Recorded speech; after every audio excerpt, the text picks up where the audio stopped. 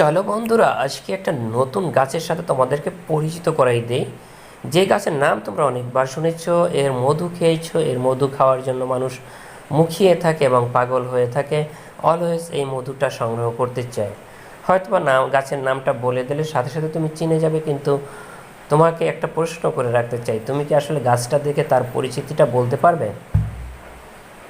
এটা ম্যানগ্রোভ অঞ্চলে জন্মগ্রহণ করে, লবণাক্ত পানিতে, বিশেষ করে সুন্দরবন এবং সুন্দরবনের আশেপাশে কিছু অঞ্চলে এই গাছটাকে অ্যাভেলেবেল দেখা যায়। এই গাছ নিঃস্বার্থভাবে মানুষের স্বাস্থ্যসম্মত মধু সরবরাহ করে। এখান থেকে যদি কেউ মধু সংগ্রহ করে, সেই মধুটা হবে যথেষ্ট স্বাস্থ্যসম্মত। এতক্ষণ যারা আপনারা এই গাছটা দেখলেন, আপনারা কি বলতে পারেন এই গাছের নামটা কি? হ্যাঁ, আমি কিছুদিন আগে একটা রিল ভিডিওতে বলেছিলাম, বাইন গাছ এমন একটা গাছ যে কারো পাইন মারে নাই। সম্ভবত সেই ডায়লগটা যদি কারো মনে থাকে, তাহলে অবশ্যই এই গাছের পরিচিতিটা ইতিমধ্যে আপনি জেনে গেছেন।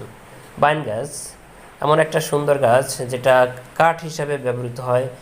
এই কাঠ দিয়ে যে কোনো ফার্নিচার সুন্দর হয় এবং এটা সাধারণত নষ্ট হয় না, লং লাস্টিং করে এবং বাংলাদেশের অনেক নদী, খাল, বিল, সাগর এর পাশে আশেপাশে বহু জায়গা পড়ে আছে।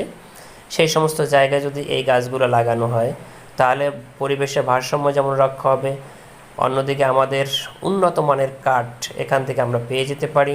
সুতরাং বাংলাদেশের সমস্ত প্রশাসনিক লোকজন যারা আছেন, যারা প্রকৃতি নিয়ে কাজ করেন, অথবা সাধারণ মানুষগণ যারা বিভিন্ন সময় গাছ লাগিয়ে থাকেন, তারা অবশ্যই বাইন গাছকে পছন্দ করতে পারেন।